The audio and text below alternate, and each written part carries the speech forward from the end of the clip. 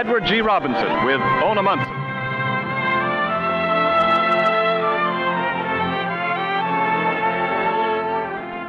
Good evening, everybody. This is Ken Niles. And now, Big Town.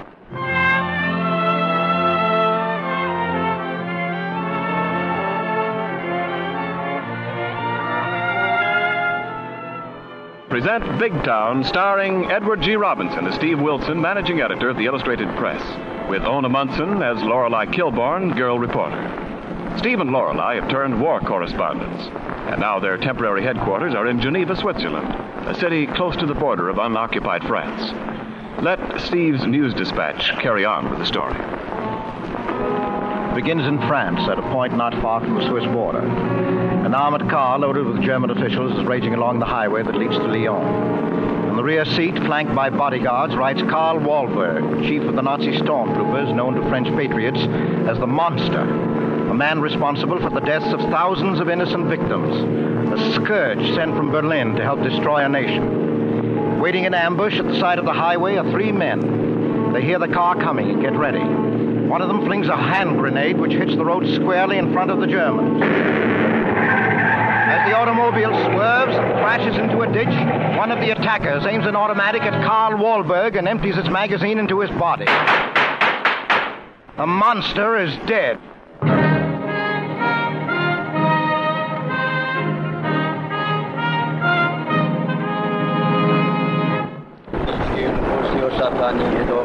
Allons, the fans de la patrie.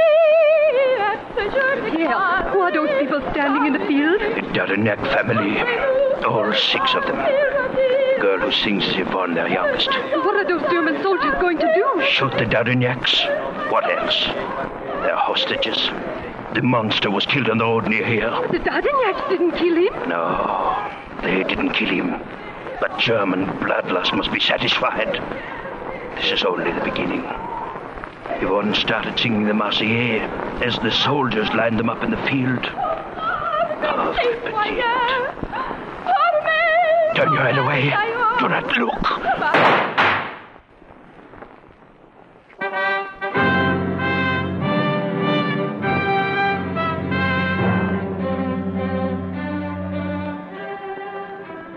And now to Steve and Lorelei in Steve's suite at the Grand Hotel in Geneva, Switzerland, just across the line. Steve is reading from a Swiss newspaper.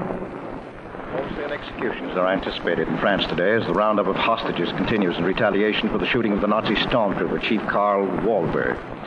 German authorities have taken over control of the Haute-Savoie department of the unoccupied France, and they threatened the shooting of all Frenchmen, over 15 who failed to report at the Gestapo within 2 days. Beasts. It is reported that 3 Frenchmen were implicated in the killing of Wahlberg. 2 of these men were immediately shot down by the occupants of a police car, following that of the stormtrooper chief. The other man, as yet unidentified, escaped from the scene. It's all right, Lorelei, I'll get it. Hello? Steve Wilson?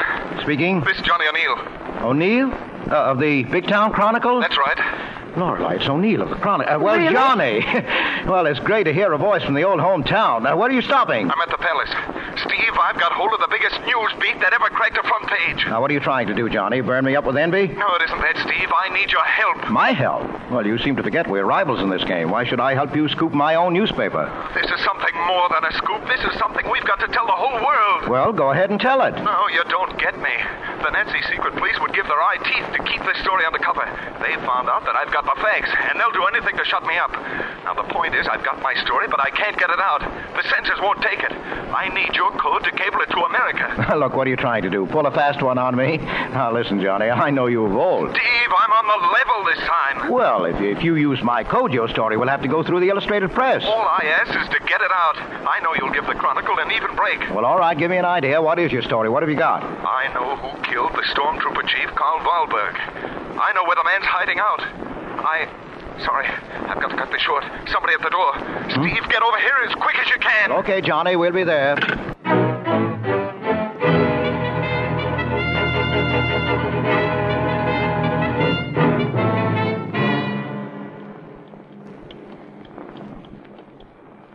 Well, it's strange that Johnny didn't answer his phone when the hotel clerk called his room. Well, he may have stepped out for a moment. Now, let me see. The clerk said his room was right near the elevator. Oh, yes, here it is, 327. Hey, Johnny, you in there? Open up. It's Stephen Lorelei. Well, evidently he did step out. Well, if he needs help so badly, why didn't he wait till we got here? Well, what do you know about that? Well... The door wasn't locked at all. Hey, Johnny, where are you? Good heavens. This room looks as if a whirlwind had struck it. Why, his things are thrown everywhere. He must have ducked out in a hurry. Well, Johnny never did this. This room has been searched by somebody who had to work fast. I wonder if... Wait a minute. Even the bathroom has been torn to pieces. Well, what the devil happened to that boy? Steve! What's the matter, Lorelei? Oh, look there. Behind the divan. Good Lord. Johnny. Johnny. Hadn't we better call the office and have them send up a doctor? Well, the only thing a doctor can do now is to write a death certificate. Just before Johnny hung up the phone, he said there was someone at the door. That someone must have stepped in here and shot him without giving him a chance. Why wasn't the shot heard? I don't know. Perhaps the silencer was used. Look, they've been through all his pockets, emptied his clothes of everything. There's his gun lying there. Yes. Colt automatic. Well, it could have been put there to make it look like suicide. Oh, be careful. Don't put your fingerprints on it. I won't. I'll use a handkerchief. No, this gun hasn't been fired. There's one cartridge in the firing chamber and no cartridges in the magazine. Hold on. There is something in the magazine. A piece of paper stuffed into the bottom of it. Now, what do you suppose... What's this? Why, Steve, it's a message to you. Steve, if anything happens to me, trust Anne Carryville. She knows where Wahlberg's killer is hidden, Johnny. Trust Anne Carryville. Now, Johnny said the Nazi secret police would give their eye teeth to keep the story on the cover. Now, why? Everybody knows the story of the shooting of Wahlberg. Yes, but only 2 of his attackers were killed. The third man got away. Nobody knows where he is. That's what the Nazis were trying to get from Johnny. Yes, but if that was all they wanted, why should they kill him? Do you see what I mean? Johnny must have had an inside angle on this story. That's what he meant when he said it was the biggest news feed that ever cracked the front page. Well, I thought I heard somebody moving in this closet. A girl. Come out, mademoiselle. How long have you been hiding in there? Ever since you first tried the door to this room. Did you shoot O'Neill? Oh, no, monsieur, no. I was working with him, helping him. I would have done anything in the world for him. It was I who found him first, just before you got here. Where did you come from? Who are you? I work in the hotel. I'm typist in the manager's office. My name is Anne Carryville. What? So, coincidence rears its ugly head. Well, of course you heard me reading Johnny's message saying I should trust Anne Carryville. Using that name isn't clever, mademoiselle. I'm not trying to be clever. I do work here. The manager, the clerk. Anybody will tell you. What were you doing, spying on Johnny? Oh, no, monsieur. Who got you the job here, the Nazi Gestapo? No, I'm French. I hate the Nazis. Then why did you hide when you heard us coming in? Oh, can't you see? I just found Johnny lying there dead. I've been helping him, giving him information for his big town newspaper. Oh, Johnny told me about you. You will see, I know your names. You're Steve Wilson. And this lady is Lorelei Kilburn. That's no trick, knowing who we are. But what I say is true. You see, I come from a little French village just across the border. It is near that village that Karl Wahlberg was killed. It was I who told Johnny about the men who shot him and escaped. You mean you know where that man is hidden? Of course I do. I can take you to him. Well, why should we go there? The story of Wahlberg's death has already been told. Oh, no, Monsieur Wilson. Not the real story. Johnny had that. And I am going to give it to you. Steve, look! I am Inspector Muquet of the Geneva police. Simon, you remain here at the door. No one is to leave without my permission. Yes, Inspector. Timbal, you search this room. I want every scrap of evidence. Oui, mon inspector. Well, how do you do, Inspector? My name is Steve Wilson, and this is... I know your names. Americans are not so common in Geneva that we cannot keep track of them. Well, I was just about to report to the police that there's been a murder committed here. Johnny O'Neill was a good friend of mine. Your report would come a little late, Monsieur Wilson. We know what has happened here. Yes, but I told you Johnny O'Neill was my friend. You don't think we had anything to do with this? What I think doesn't matter, monsieur. You are all under arrest. Charged with suspicion of murder.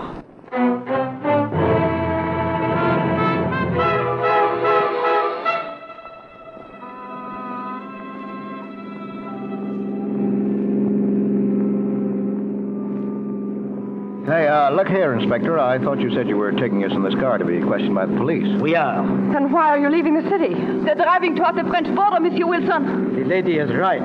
You are to be questioned by the police. The secret police of the Third Reich at our headquarters in France. Well, then you're not a Swiss police officer. No, Wilson. I am Colonel Heitzing of the German Gestapo. These men are my aides, Lieutenant Schufeld and Heimwasser. Oh, so you're the man who killed Johnny O'Neill. Yes, we've been watching him for some time. There were 3 dictaphones hidden in O'Neill's room, so we missed very little.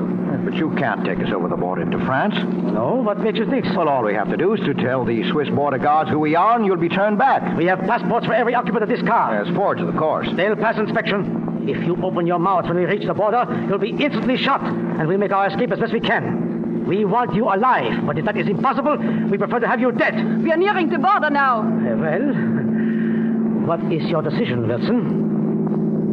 Well, we'll be quiet. What else can we do? Tell the border guards anything you like.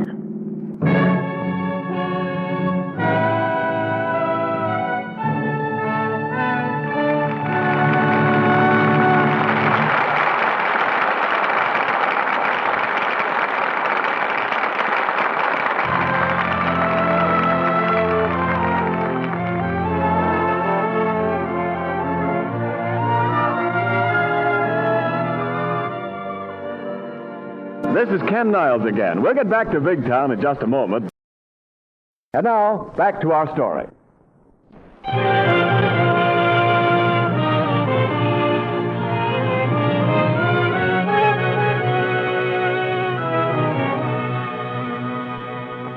We left Steve, Lorelei, and Anne Caravel, the French girl, in the car of Captain Heitzing of the German Gestapo as they arrived at a border station between Switzerland and unoccupied France.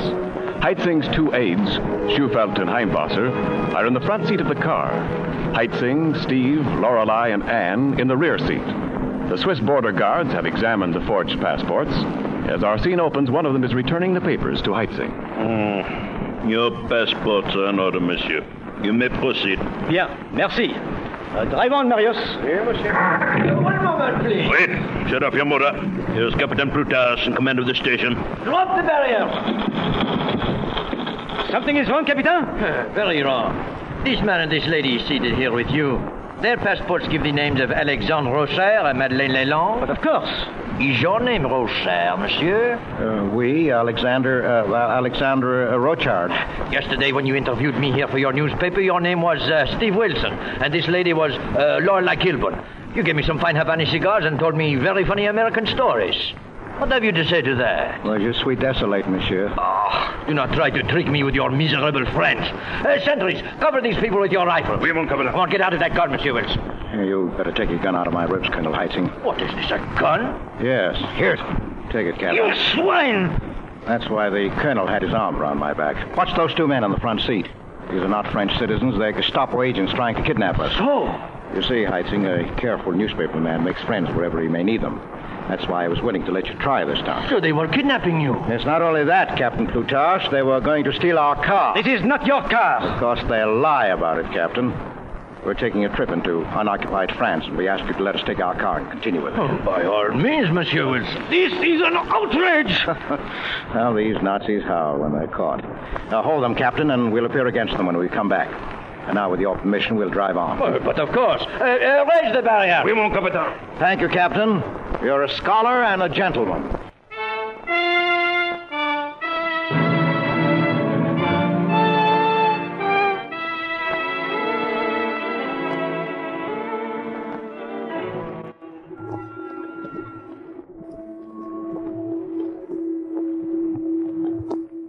Be careful. The stairway is very old, and the steps are almost worn away. Yes, and they're slippery, too. The water from springs seeps through the walls. Where are we now, Anne? Oh, we are still beneath the old abbey. Well, does this tunnel lead us to where the man who shot Karl Walberg is hidden? Oui, Monsieur Wilson. Say, Cardinal Richelieu built here. So I've been told. These tunnels and the underground chambers make good meeting places for Frenchmen who still believe in a free France. Well, tell me again, what's the name of the man who killed Walter? He calls himself Gardet. Felix Gardet. This is the door to the room where our people are waiting for us. Gardet is with them. I told them what you wanted them to do. All right, Anne. I'll question Gardette, and if his story is half as sensational as you seem to think it is, we'll try to get it out to the world. Wait.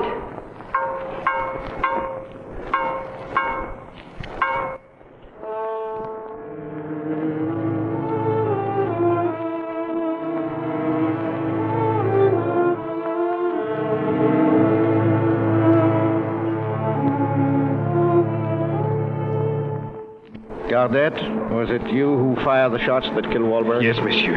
How many others were in the plot besides yourself? 2 others. The men who were killed by the officers in the second police car.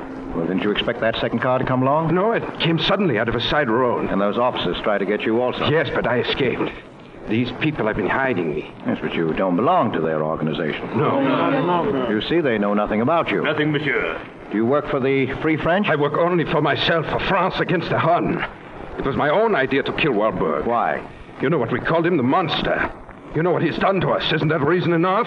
An excellent reason if you were telling the truth. But I doubt that very much. What do you mean? Why should I lie to those who have saved Well, me? hundreds of French hostages are being shot because of what you've done. There's only one way to stop that, to turn you over to the Gestapo. You wouldn't do that. You couldn't. I couldn't, no. This council must decide what to do with you. We have decided, Monsieur Wilson. The Germans have executed 160 of our people. 200 more are held as hostages. What is this man's life compared to those 200? We have voted to give him up to the Nazis. You can't do that. You wouldn't dare. Who wouldn't dare? Because they know they'd be shot for having hidden me. Well, how could they be unless you gave their names to the Do Germans? you think I'd hold back those names if my own life were threatened? What would you expect me to do? That's what your Nazi mind prompts you to do, betray them. You're no Frenchman, you're a stormtrooper yourself. You're insane. You've been under suspicion from the moment you came to these people begging for help. I told them to say they'd surrender you to the Nazis, hoping that might show you up in your true colors, and it did. The killing of Wahlberg was ordered by a member of his own gang, and you were one of the gunmen who were hired to do it. You said you didn't expect that second police car. You didn't expect to be double-crossed, did you? Well, those were the boys who were ordered to shut your mouth with bullets the minute your job was done. That's true, isn't it? Come on, out with it. There's only one way to save yourself now. Yes, it's true, but how do you mean I can save myself? Now, we try to get you over the border into Switzerland. There you'll have to make a verbal confession which will be recorded on wax. We'll give the story to the American newspapers, and the record you make will be broadcast from every free station in Europe. Germany will deny it. Of course she'll deny it. She denies everything. But she'll no longer have an excuse to shoot innocent hostages for the killing of Wahlberg. Even Germany can see the writing on the wall.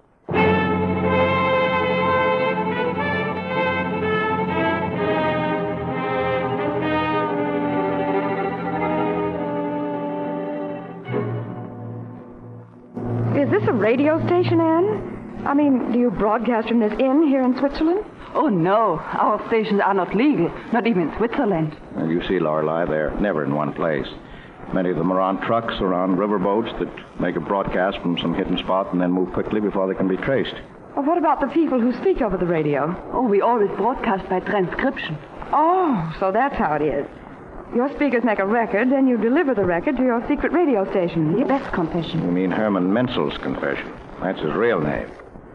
They're giving Wahlberg a military funeral in Berlin today. Hitler is delivering the eulogy over the body of his latest martyr. Well, I want the Menzel confession to go on the air just as Hitler signs off. I'll go get Menzel now.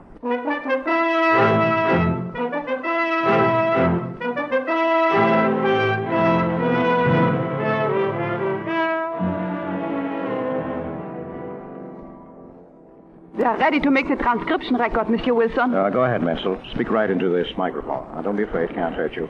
Must I stand close to the microphone? Right where you are will do. Oh, there's the signal. Go on, begin. My name is Herman Menzel. I was formerly a member of the Nazi stormtroopers stationed in Paris. One day, Colonel Udo Heitzing of the Gestapo called me to his office and offered me a promotion to a captaincy and the sum of 10,000 marks if I would undertake and successfully carry out the shooting. Steve, look out! It's Colonel Heitzing. Yes, Heitzing. Did you think I would let you put a confession on the air, Wilson? Well, so you shot Menzel the same way you shot Johnny O'Neill. Come in, Schutfield, and close the door. Heimwasser, you wait outside. Keep everybody out of here until we've finished with these people. Lorelei, get Menzel some water. Stay where you are, Miss Kilburn. You'll get him nothing. You let a traitor die without any help. Told you they would find me, Wilson. They never give up. Don't worry, they'll give up sooner than you think. Don't be so sure of that. Well, Menzel, you made a fine mess of things, didn't you? You lied to me. You used me to kill the man you hated. The man whose place you wanted. The man whose place I got. The Führer has appointed me chief of the stormtroopers. I succeeded our late beloved chief, Karl Wahlberg. The announcement will soon be made just after his funeral in Berlin this afternoon. You tried to kill me so I would not talk. Just as you killed the others. We can afford to spend many lives. You will be no loss to us. Hitler was right when he wrote in his book that we Germans are sheep. They are blind, stupid sheep, following the black goat to the slaughter pens. Hitler, the black goat who leads us to destruction. Who will select? Inhuman beast. Well, that's the end of Menzel. Now we'll deal with you, Wilson, and your two lady friends. And you don't deny that Wahlberg was killed by your orders? Yes, I ordered his death, and my orders came from higher up. Why should I deny it? You won't live long enough to quote me. You haven't had a chance to send the story to your American newspapers, and Menzel's confession was stopped by a bullet. Any statement you make will be stopped the same way. What are you going to do? Can't you guess? I'm sorry, ladies, but if you will consort with a troublemaker like Wilson, you must expect the same medicine. Menzel's confession was stopped, yes, but there's nothing you can do now to stop your confession from being heard by millions. My confession? What are you talking about? Menzel was speaking into that microphone. His voice was being recorded on wax in the next room. Nobody turned off the apparatus. The recording went right on. Everything you've said since you came through that door, every word spoken in this room has been recorded by electrical transcription. Right now, the record is on its way to be broadcast by the nearest mobile radio station. If you were half as clever as you think you are, you would have found that out for yourself. In the next room, eh? Well, we'll see about that. Himmel, get back, you Nazi swine. Put your hands up. Why don't we finish him and be done with it now? You see? You see, Colonel Heitzing, the next room was crowded with our friends, workers in the organization that will broadcast your confession to the world. I think you'll find the guard you left outside the other door is also in trouble. So. Well, what are you going to do with me? Well, we're going to turn you over to the Swiss police on a double charge of murder. They won't dare hold me. Oh, I think they will. And even if you could escape them, what would you do then? Go back to Berlin? After Hitler hears that broadcast, he'll give you the same dose you gave Wahlberg. You're in a tough spot, Heitzing. I doubt if even the devil wants you.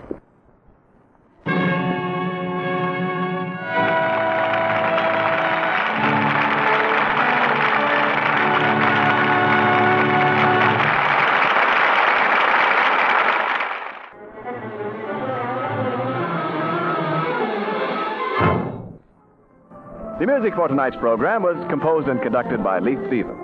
This broadcast was produced under the direction of Crane Wilbur. All the names used in Big Town are fictitious, and any similarity to actual persons and places is purely coincidental.